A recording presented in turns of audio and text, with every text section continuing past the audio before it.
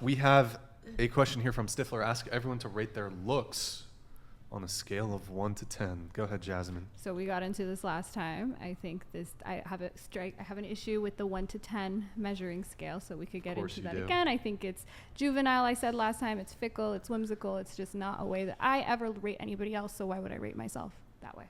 Shania, what about you? A 6. I think like a 5.5. I've had a lot of facial trauma, and I think that's really brought my confidence down. That's just heartbreaking. You're like so cute. I'm just saying 10 again. I was gonna say 6, but now the literal model has said 6, so I feel like I gotta knock it down like 5.5. Hey, 8. Like confidence. All right, there you have it. I give myself a 6.9 on a good day, I guess. I don't know. Thank you, Stifler, for the question. I do need to wrap up here pretty soon, but maybe we can. I don't know how much I want to. What was the primary thing that you object to when it comes to this rating thing? I don't rate people that way. So like, for instance, why not rate people between 1 and 50, right? You could get more precise, but it's just dumb to get to that level of precision. So for me, the 1 to 10 is too big. Why not? Like, why wouldn't you rate someone between 1 and 1,000 or 150? Because it's too, so I don't walk around and go, is that an 8 or is that a 9? It literally reminds me of like MySpace days. I don't just might say how old I am, 28, that we used to do this on MySpace in middle school. Since then, I've never heard anybody talk about people this way. Like, he's an 8 or he's a 9. I just go, oh, that person's attractive. I see how that person's conventionally attractive. Well, I think in like a common conversation, it's not something that would come up, but like you can have a sense of where someone falls when it comes to their attractiveness. Sure, but I don't think that's usually on this 1 to 10 scale. That's the issue. So I may, and that's where people have differences. Like, I think me and some of the women, I could be like, oh, I think he's more attractive than that guy. And they might say, oh no, I like skaters. He's my type. You know, there's so much that goes into this. So that's why I don't think that the 1 to 10, it makes it seem like it's more objective than it is. And while there is an objective. No, there's an objective component to beauty, but there's also a subjective and cultural, right? They've done studies where people in like Africa have different preferences for waist to hip ratio, BMI. Then they move to the UK, and over a few generations they start to match the preferences of the UK. So there is a cultural even like 15 years ago nobody liked big tits and big ass, and now Kardashians. I think that men have always liked big boobs. I don't know, that's new. Trust me, as a girl who is flat chested. Yeah. I think the standard of beauty, we can say, has changed throughout history. Can we not say that? Like, and in cultures, like in India, people like big ankles. I don't know if you ever saw that Oprah episode, but people like different things. In some parts of the country, in some parts of the world, being seen as too skinny is not, like, if we even look at art, like if we look at the statue of Aphrodite, who was the most beautiful woman anyone could even conceive of. If you look at her now, she has like rolls, she doesn't have big tits, like look up the statue. She's got a healthy body fat percentage range. Okay? Look up the statue of Aphrodite. I've seen the statue. I know she's not, that's not the ideal woman's body in 2023. Well, if we were going to depict Aphrodite, the goddess of beauty, we wouldn't draw her that way, and we wouldn't depict her that way anymore today. Nobody's getting plastic surgery to look like that statue. So I'm saying there's obviously a cultural component, there is a subjective component, and there's an objective component. And because of those things, I don't think that the 1 to 10 scale, I think, again, it's juvenile. It makes sense when you're 12 and you're like with your friends, like, he's an 8, he's a 9. But I don't know, you guys can tell me if I'm wrong. Do you guys walk around and look at people that way? Definitely not. Yeah. No. And I will say too, I think it's really dependent on like the day. I feel like some days I would literally be like, wow, I'm a fucking 10. I look amazing. And then some days I'd be like, I look like a sea God, creature, yeah. like 5 at the best, maybe.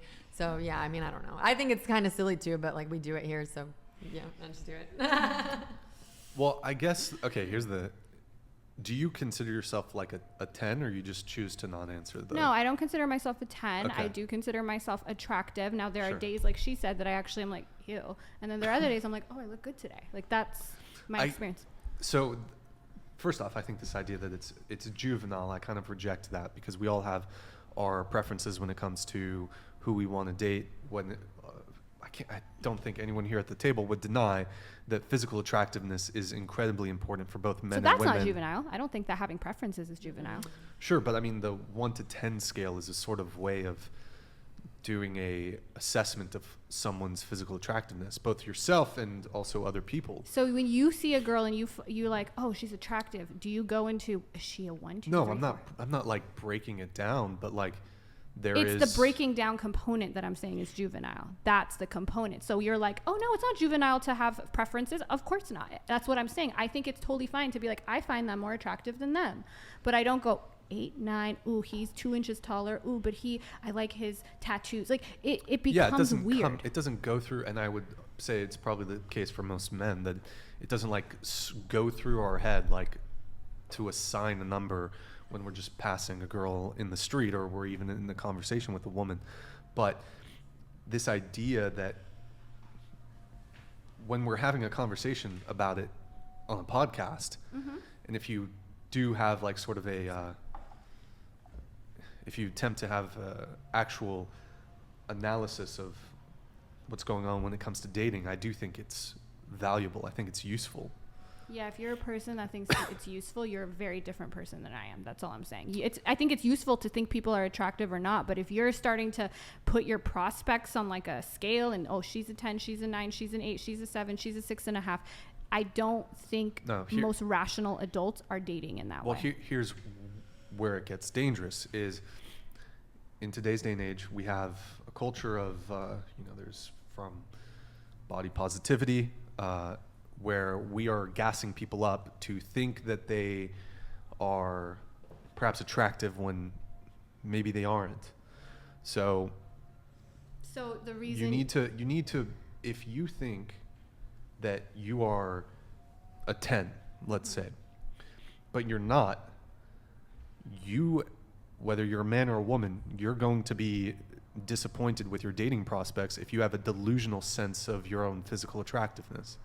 So that's why it's important. I think it's important that people are based in reality when it comes to their own self-assessment of their own physical attractiveness. So if you just like willy-nilly, oh yeah, I'm a 10, my looks are a 10, you're probably going to have some degree of entitlement when it comes to, well, if I'm a 10, thus I deserve a guy who's a 10. I see what you're saying, but this is where that subjectivity comes in. So I'm on the internet. There are men who I am like their dream woman, like the big tits, small, like I am. They think I'm stunning. They think I'm a 10. I don't even think I'm a 10. There are some men who think I'm mid or average. So if I want to see myself as a 10, there are certainly men who will find me as a 10. I don't even think that of myself. But do the men that you want view you that way? I personally obviously like people when I'm their type. Like I like that compatibility. So yes, if a guy is really into like a lot of the guys that like me, they don't like fake tits. Like they don't like that.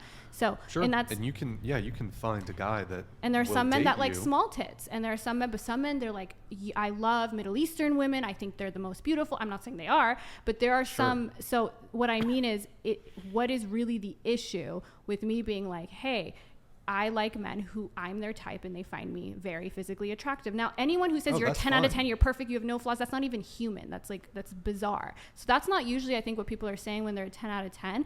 But I don't think that like... It kind of is, though. A lot of people have a overinflated sense of self. They think they're hot shit, but they're not. They think they're more attractive than they actually are. And invariably, they're going to be let down in the dating marketplace because they're not going to be able to secure for long-term commitment. So this has been a common phenomenon in psychology for a while. It's called the self-enhancement bias. So you're right, but I don't think the self-enhancement bias is what's preventing people from... It's one of various factors. You can think that. I haven't... Go ahead. I don't feel like it. Well, I think it's important to remember that everyone has unique preferences. It's like someone I may find super attractive, my best friend does not think is attractive at all. So that person they think they're a 10, they're great, they think they're super attractive, they will eventually find someone that also thinks that. Like they think that's a possibility, and it may be to the point where they get beaten down so much in the beginning that maybe they kind of have a little bit of a reality check and they now like, okay, maybe I'm not like a 10. But to someone, they may be a 10, and someone's preference may match what they think of themselves. And in that case, that's great. But, of course, that's really challenging to find. And it's going to be difficult for them if they just are walking around thinking they're a 10 all the time. But, to someone, they really may be a 10. But I think- go ahead, Lauren. Sorry. Go Well, ahead. I think I firmly believe that there is someone out there who thinks that you are gorgeous and is going to be attracted to you. I think that's definitely true. Yeah. But I think where Brian's coming from and why having a sense of like self-actualization is important is that are you going to be attracted to that person, right? Because if you're someone who you're like you're single and you've been single for a long time and you meet someone and they find you beautiful, they're super attracted to you, but you think you can do better, perhaps there's a possibility that you can't. And Right. no one wants to like quote unquote settle, but I think it is, having realistic expectations is kind of why it might matter, and not necessarily that we quantify how good looking we are, but just kind of like, what pool are you working with? Right. I think anyone who's like, I can do better because I'm more attractive than a person, I not don't a think nice that's way to think. that's not a nice person, and you probably shouldn't want to date them anyway. I guess here's the thing though, when it comes to differences between men and women, is that I think it's really important you have, especially so for women, that you have an accurate self-assessment of your own, your own physical attractiveness, is because men will put women, well, there's a variety of categories, but men are a little more flexible when it comes to who they're willing to sleep with. And if as a woman you're desirous of a long-term relationship, there are plenty of guys that you're going to deem really attractive that'll sleep with you, but they'll never give you commitment. And so if you start gunning for like a really top tier guy as a girl, you can get sexual access to him, but it's not a given that you're going to get commitment from him. Yeah, sure. Yeah. But so as a woman, like you can, in addition to not only having sexual access to men of whether it's status, whether it's physical appearance, because for men will sleep with women that they would, in terms of physical attractiveness, that they would never consider being in a relationship with. Yeah. However, I think it's pretty different for women. Like for women, in order for you to sleep with a guy, he typically has to be at least physically attractive enough for you to be in a relationship with him. Typically when women break rules when it comes to, sleeping with someone quick or whatever it may be, is he's just going to be really attractive. Whereas it's almost the opposite for Well, men. or she's just super into him, like emotionally, like they have a wonderful emotional connection, and then that like draws a lot more women in, even just to like sleep with you. So And also, everyone's attractive preferences are different, right? From, everyone here, if you have one guy, we may not all find him super attractive. Yeah. And so there's, like you said, there's someone for everyone type thing. Like it's not that it's easy to find that. It's definitely really difficult, but it's possible. But But go ahead, Lauren. Sorry, Go well, ahead. I guess the issue is that women tend to be the gatekeepers of sex, but men are the gatekeepers of relationships.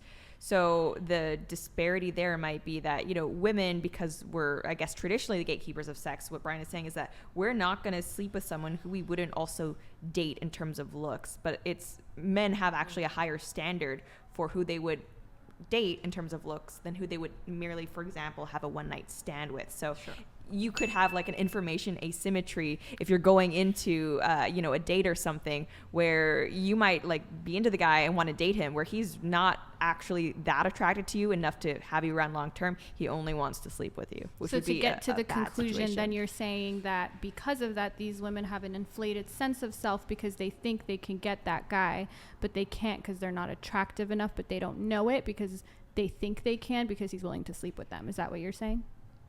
Is that what you guys are? Well, no, what I'm saying is that as a woman, not every man who wants to sleep with you wants to be in a relationship with you, and it's important to be able to discern that. Yeah, I agree.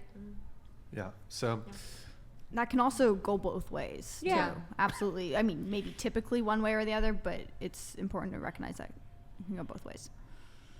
word. Okay. Let me see if there's any other chats. We did.